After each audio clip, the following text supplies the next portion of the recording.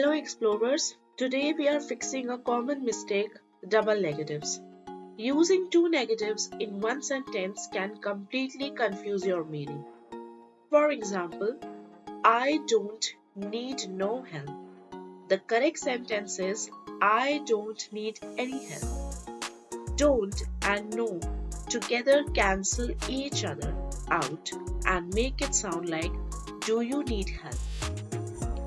She can't hardly wait. The correct sentence is she can hardly wait. Using can't with hardly makes it a double negative. Just use can. They didn't say nothing. The correct sentence is they didn't say anything. Avoid using two negatives unless you mean the opposite of what you are saying.